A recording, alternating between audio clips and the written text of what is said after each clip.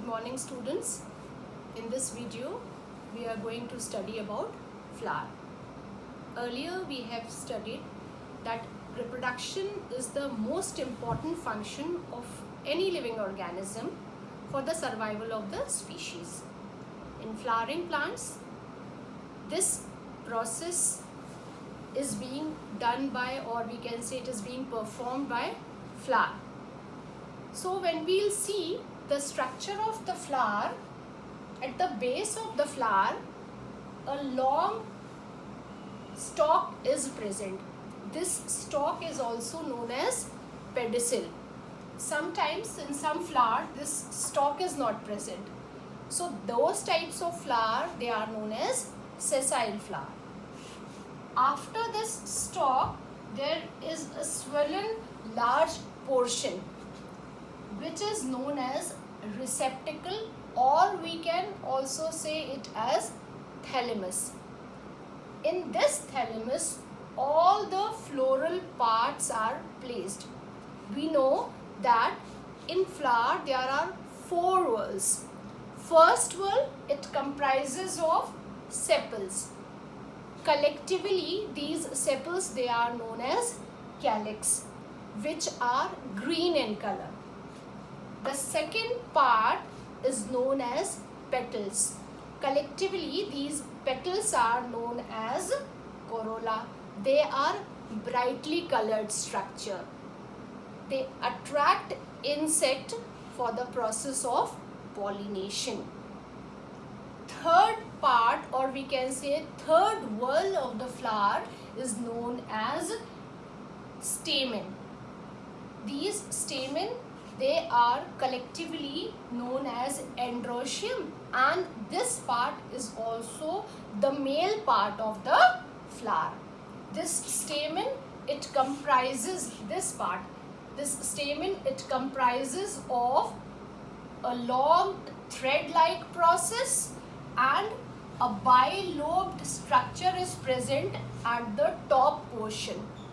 This bilobed structure, it is known as anther, and this long process or long thread-like process is known as filament. Clear? Now, last whorl, it is known as gynoecium, which is the female part of the flower. This is known as pistil. These pistils, they are collectively known as gynoecium. Gynoecium, or we can say pistil or carpel, they are placed at the center of the flower. This overall portion, this portion, this is carpel, or we can say pistil.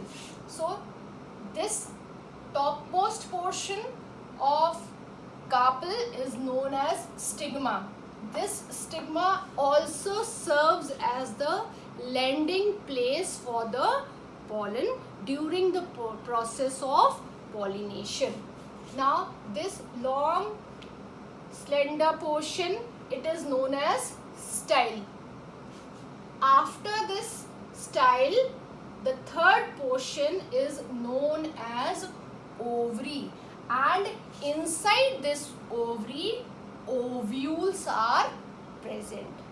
Clear? So this overall, that means stigma, style, ovary and ovule, all together they form pistil or carpel.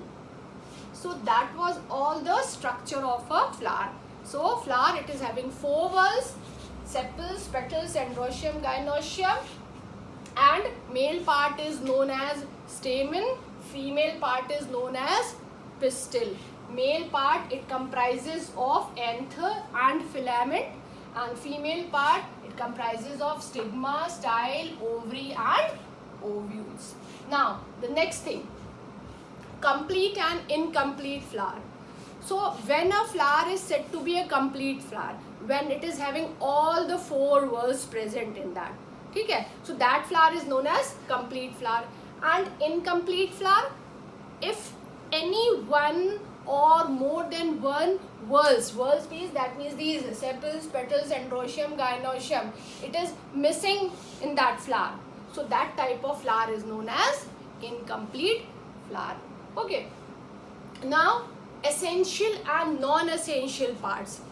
Essential parts of the flower, that means the reproductive part of the flower.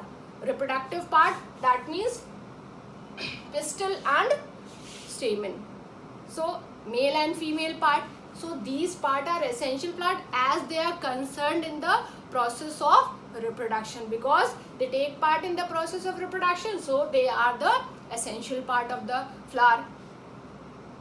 Another part, non-essential part, they are also known as accessory part, as because they are not concerned with the process of reproduction. They are only meant for making the flower beautiful. When they make the flower beautiful, ultimately insect will be attracted, and that is helpful for the process of pollination. ठीक है? And also these non-essential part, that means sepals and petals, they help in the process of reproduction. ठीक है? So these are essential and non-essential part. Next is perianth. When sepals and petals are undifferentiated together, they are known as perianth. When perianth is non-green, that is known as petaloid, because sepals, they are green in color. So when these perianth, they are non-green, they are known as petaloid. When they are green, then they are known as sepaloid. Now, next is bracts. When the flower, they arise in the axil of the leaf-like structure. Here in bougainvillea flower, we can see this outer portion, this one, they are known as bract, and these flowers, they are present in the center. So when the flower, they are arising in the axil of leaf-like structure, that is known as bracts. The next is nectaries.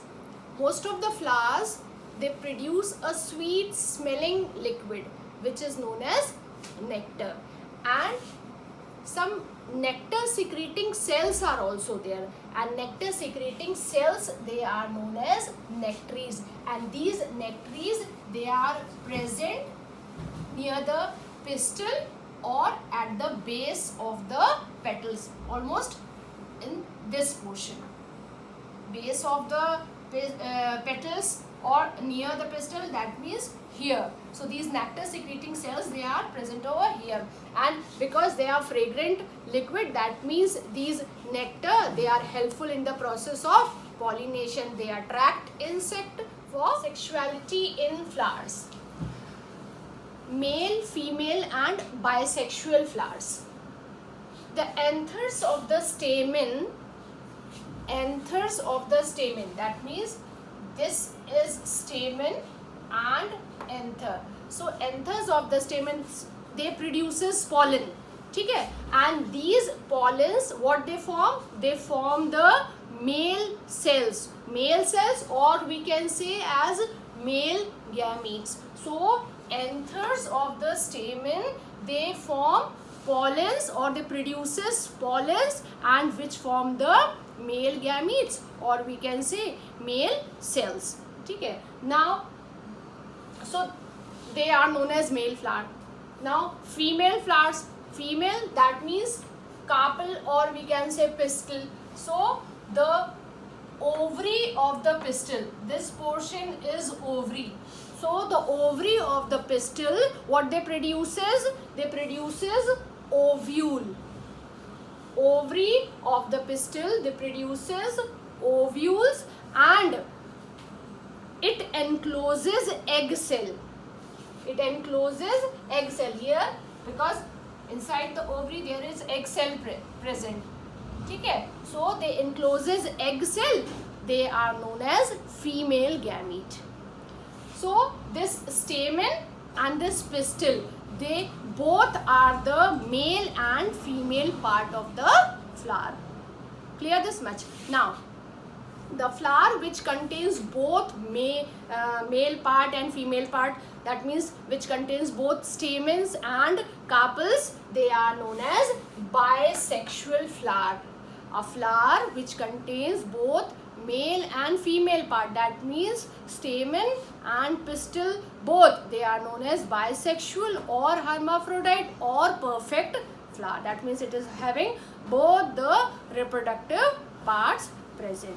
Now, a unisexual flower, that means flower which has only one of these part present. That means which is having only stamen present or which is having only pistil or carpel present. So that is known as unisexual flower, or we can say incomplete flower, or we can say imperfect flower. Okay. Now that unisexual flower which is having only stamen present, so that type of flower is known as male flower or staminate flower. Another flower which is having only carpel present or a carpel present, that is known as pistillate flower or female flower. So that was all about the sexuality in flower. And one more flower is present which is known as neuter flower. Neuter flower in which both male part and female part both are lacking. That is known as neuter flower. That means stamen is also absent, carpel is also absent. Example, ray florets of sunflower. So children, that was all about sexuality in flower. Thank you so much.